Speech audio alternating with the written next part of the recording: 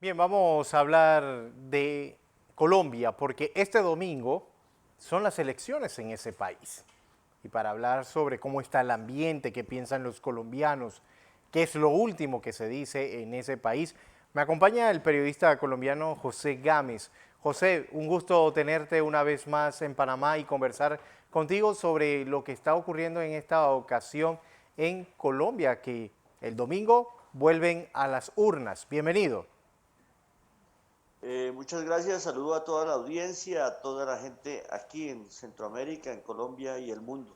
Gracias por la oportunidad. Sí, estamos a puertas precisamente el próximo domingo a las elecciones en nuestro país para presidente, la cual últimamente está disputando cuatro candidatos y a la diestra están saliendo tres fuertemente para de pronto una segunda oportunidad o una segunda vuelta para esta gran aspiración presidencial. Estamos hablando de Gustavo Petro, también de Federico Fico Gutiérrez y Rodolfo Hernández, que son los que en las encuestas son los que han marcado, pero Petro se mantiene a la cabeza en estas encuestas. Y hay que recordar, José, que Petro fue a una segunda vuelta contra Iván Duque, ganándole Iván Duque. ¿Cómo le podría ir en esta ocasión? ¿Qué se escucha en Colombia? Bueno, el candidato Gustavo Petro iba muy bien, iba bastante aventajado a Fico Gutiérrez, pero entonces sucedió algo diferente, que hay un candidato que es otro candidato popular como Gustavo Petro, que también tiene su discurso siempre a favor del pueblo, a favor de la ama de casa, a favor del personaje de la calle. Entonces, este señor Hernández eh, ha ascendido bastante en las encuestas y le ha restado puntos precisamente a Gustavo Petro porque ellos son dos candidatos precisamente del populismo. Entonces, actualmente, pues hay una cierta baja y tendencia a que los adeptos a Petro se hayan pasado también a parte de lo que es este señor Hernández. Pero José, ¿cómo acabar, según Federico, el señor Federico, también candidato presidencial, acabar con la corrupción en Colombia? Porque él dice, de llegar al poder, acabaría con la corrupción, además de defender a las mujeres, defender tantas cosas que está diciendo, y que no quiere caer en el populismo, pero ya las personas lo ven así como un hombre de derecha, lo identifica o se ha identificado por mucho tiempo en su vida política como un hombre de derecha. ¿Cómo acabar con la corrupción en ese país? A ver, yo le cuento una cosa, mi querido y apreciado José Luis. Acabar con la corrupción, eso es una cuestión, es una farsa, una mentira que podemos hablar en todo el mundo, porque existe en muchas partes, en el 99% del mundo siempre ha existido la corrupción. Y todo el mundo colocan ese caballito de batalla de pronto para ganarse puestos o ganarse una aspiración presidencial como esta. Pero sí pueden haber actividades o registros que puedan interrumpir esa falencia, esas cosas que pasan mucho en los gobiernos, que es la corrupción precisamente. Pero es una falacia, es una mentira decir de que van a acabar con la corrupción aquí o en cualquier parte del mundo. Porque se ha confundido o han confundido los políticos que la corrupción solamente está en la política y en los políticos. La corrupción está en diferentes ámbitos, José. Y utilizan esto como para llegar al poder. Sí, es que hay caballitos de batalla que todos quieren ser Carlos Magno, que todos quieren ser napoleónicos, otros quieren ser diferentes grandes líderes y héroes que han existido en el país, en el mundo, perdón. Y pues inventan cantidad de situaciones o propuestas, pero la corrupción, yo sé que en mi concepto, en mi opinión, ha existido en muchas partes del mundo y Colombia está plagada de esto. Pero como tal, todos sacan ese tema a relucir, que van a acabar con la corrupción. Esto que se viene escuchando, mejor dicho, a través de lo que yo he vivido, de mis vivencias, a través de casi 48 años en el periodismo, mmm, siempre he escuchado esa palabra, pero nunca se ha erradicado la corrupción, nunca se ha erradicado esos temas tan álgidos que le suceden al ser humano y sobre todo en una nación, una región, un pueblo o un municipio. Y ahora, según las encuestas, ¿cómo queda el panorama ahora? ¿Habrá una segunda vuelta, José? Sí, en efecto, ahí se vislumbra mucho la llegada de Petro y de Fico, que a pesar de que Fico lleva solamente 3 meses en campaña, además es una gran batalla que se ha logrado realizar a través de la democracia y sobre todo de la parte de la derecha. Y por el otro lado, pues este señor Hernández eh, también ha resurgido, pero así a simple vista yo veo que la contienda va a ser, en la segunda vuelta va a ser Federico Gutiérrez contra Gustavo Petro. Y de allí entonces a realizar ese trabajo una vez más de buscar y de convencer, porque lo cierto, José, que el que llegue a la presidencia de Colombia va a tener un duro trabajo. Hay muchos problemas de educación, de narcotráfico, de inseguridad, de los migrantes llegando a ese país. O sea, no va a ser un trabajo fácil. Pues dése cuenta, por ejemplo, en el caso ahorita de Gustavo Petro. A Gustavo Petro se le han atravesado dos palos en la rueda que ha sido Piedad Córdoba y precisamente la insurgencia y todo lo que ha sucedido con la corrupción, que volvemos al tema del manejo de plata. Y ahora se le apareció lo de Piedad Córdoba en Honduras el día anterior con su retención con más de $62.000. Entonces todas estas cosas le restan puntos a un candidato que verdaderamente iba muy bien en las encuestas y era un potencial. Entonces, pues, estas cosas le han mermado, le han quitado valor y efecto. Entonces, pueden suceder muchas cosas, muchas diferencias dentro del mismo pacto histórico que ellos están y que además gente de la derecha se involucró precisamente con esta campaña de allá de pacto histórico y mucha gente no cree que ellos solamente, sino que están de infiltrados. Entonces, pues hay situaciones y hay cosas nefastas que uno no puede decidir ni puede opinar acerca de qué pasará precisamente con el pacto histórico o qué va a pasar precisamente con la independencia de este señor Hernández. Y pues el único que está libre de todo pecado, que no tiene eh, pelos en la lengua, ni tiene una chapa en el cuello, ni en el pecho, de tener antecedentes, pues es Federico Gutiérrez. Entonces el que más limpio y pulcro está es el hombre. Entonces, como dice el dicho, ahí la gente se pega para ver qué antecedentes tienen los otros. Entonces el señor Hernández ahora le sale una denuncia pública y lo van a también a negociar un arresto o de pronto pagar una fianza.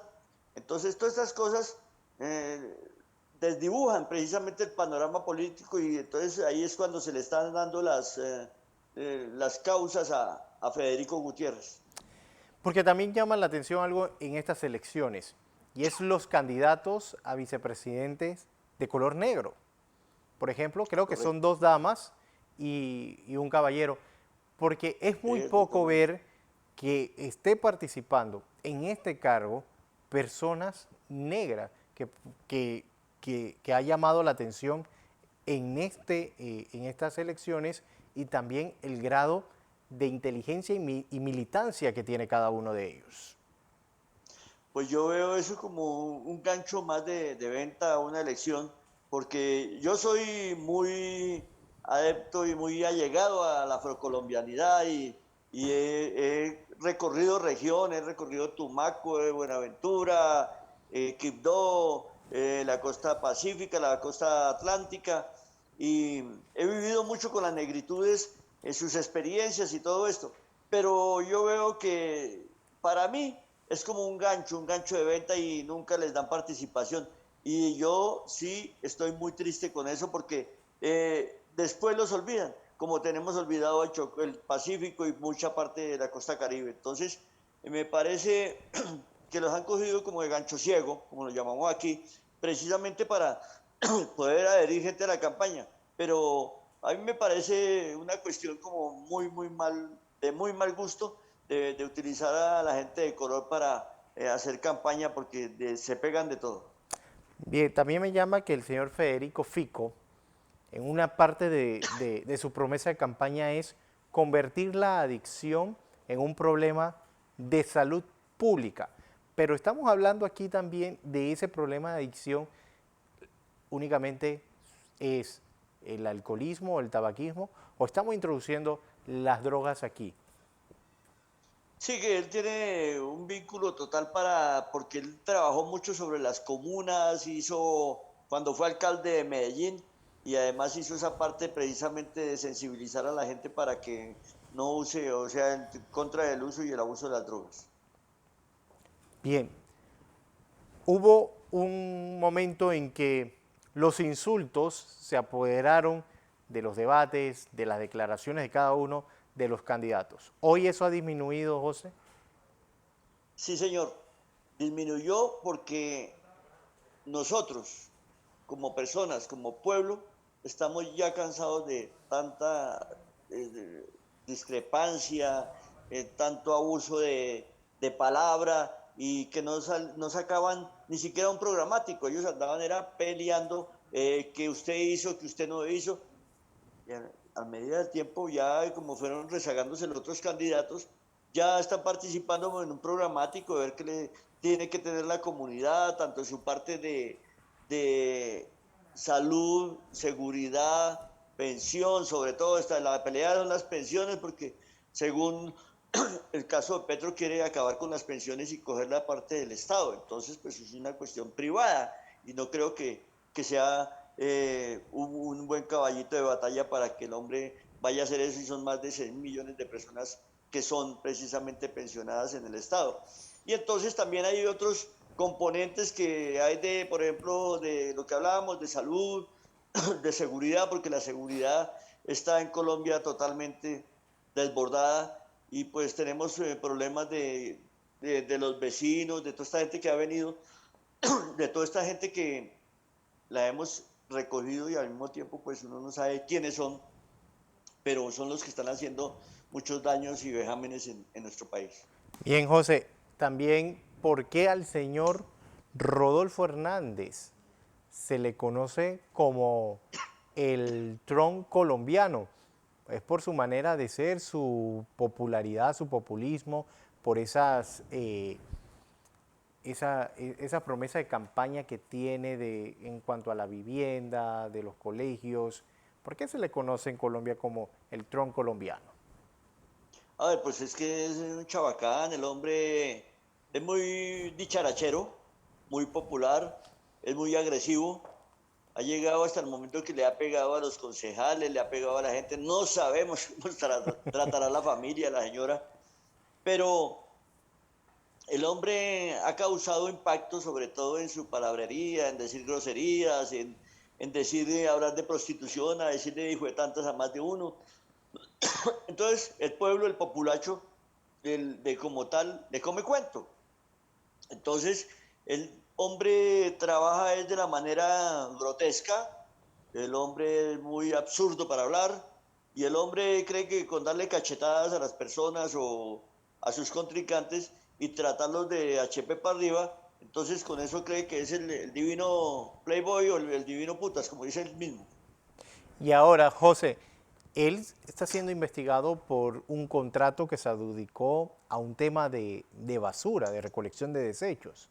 ¿Cómo va ese proceso y qué dice la gente? Porque para tenerlo entre uno de los principales posibles ganadores, llama mucho la atención después de todo lo que nos ha dicho del señor. No es solo eso, tiene diferentes investigaciones, pero esto es el que le están aplicando ahora, y el proceso, hay otros procesos que están al pie de él, porque es que él prometió hacer una cantidad de viviendas y no hizo ni una cuando estuvo su periodo de alcalde. Entonces, a ella le repercute también otra eh, sentencia o otra denuncia, porque hay muchas denuncias, pues este es el país de las denuncias, aquí lo denuncian a uno hasta por mirar mal. Entonces, veremos a ver qué pasa. Lo mismo que hay sentencias de sentencias y todas están frenadas por la cuestión de, eso es lo que tiene nuestro país, está, el aparato judicial está polarizado y al mismo tiempo está quieto por la situación de las aspiraciones presidenciales y al mismo tiempo para evitar conflictos, ¿no? José, ¿cuántos colombianos están habilitados para votar este domingo?